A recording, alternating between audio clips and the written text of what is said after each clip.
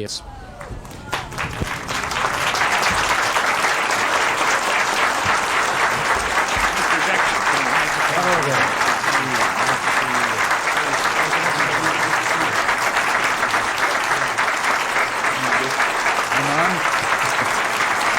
Thank you. Thank you very much.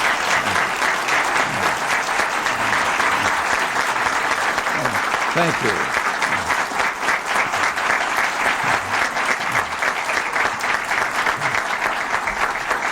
Thank you. You better not do that too much. I feel a lot of nostalgia coming on, and all of a sudden I could start telling a lot of new Knut Rockne jokes. But it's a pleasure for me to welcome you to Washington, and I hope your stay will be as pleasant as mine was with you last August in Connecticut.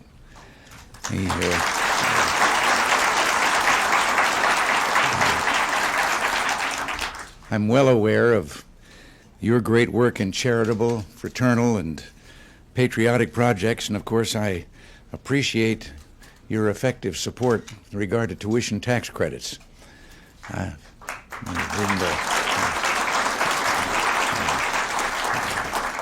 We're still going to fight that battle, and I still think that it is, I know that some well-meaning people and groups and organizations somehow feel that it would be an intrusion on the financing of public education, and I still say we've got to show them, if they really want to see an intrusion on the financing of public education, let all these other schools close, dumping their students on the public system, and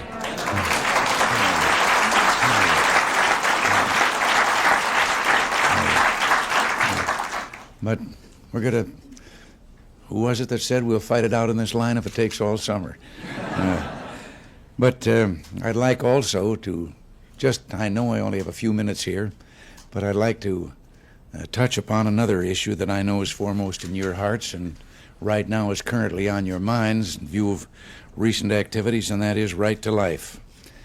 I'm sure you share my disappointment over the Supreme Court's decision this week that struck down several state restrictions on the way abortions are performed. One that struck me that was so revealing as to not really seeing this issue as it is, was to strike down an issue that said that girls under 15 years must get their parents' permission, and they said that that was illegal and that they shouldn't be required to do that. Recently, when we had our so-called squeal rule in the public prints, which, as you know, was requiring underage children who go to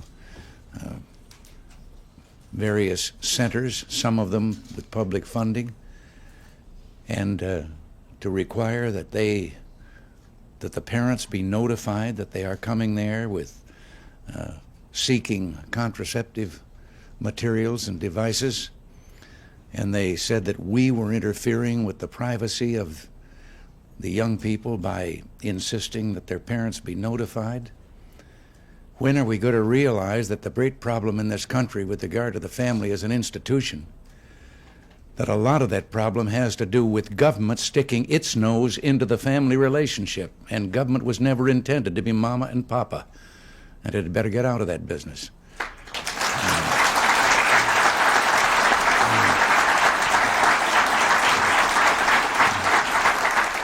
And I'm far from losing hope that the sanctity of human life is an issue that won't go away. And this decision merely highlights the need for Congress to make its voice heard against abortion on demand, whether by statute or by constitutional amendment. As a matter of fact, don't get shocked when I say this, I have had a feeling for a long time that the Constitution is already very plain on this issue. So what we need is some interpretive legislation, because the Constitution makes it very plain that everyone is entitled to life, liberty, and the pursuit of happiness, and let them prove to us that the unborn child is not a human life.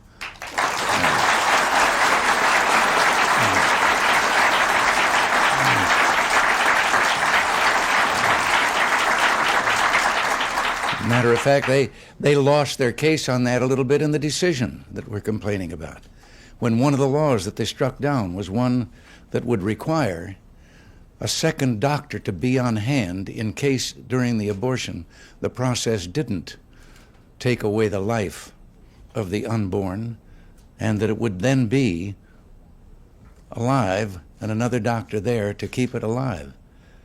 Well, if that isn't an admission that it is alive before they do what they do, I've never heard one. So I think, for whatever good it is, in this fight, why don't we simply strike out and say, until you can prove it isn't alive, we have to morally consider it is.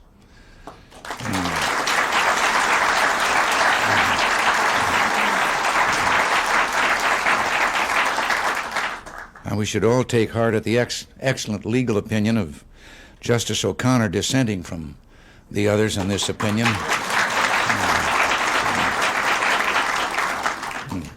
I got a little vindication there.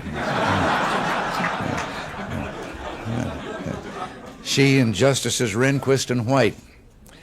I couldn't help but notice, though, that all but one of the justices in the majority are considerably older than I am. Now, some people don't think that's possible. And it's hard to avoid the conclusion that whoever is president for the next half dozen years could have quite an effect on our law with respect to abortion for a long time to come.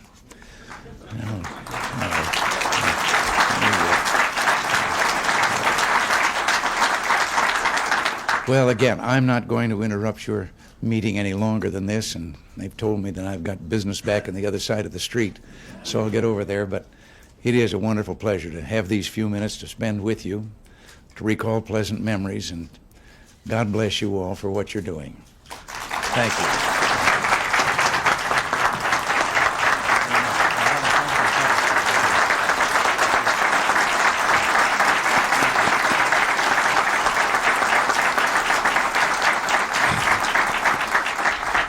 Mr. President, I speak today for the leadership of the Knights of Columbus throughout all of North and Central America and the Philippines and the Caribbean.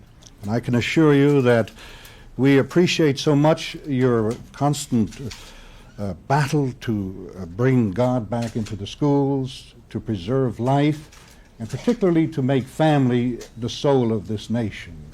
We want to thank you, and we want to assure you that we support you in every one of these endeavors. And we also wish to thank your staff for being so courteous to us on so many occasions, inspiring us and leading us on. Thank you very much.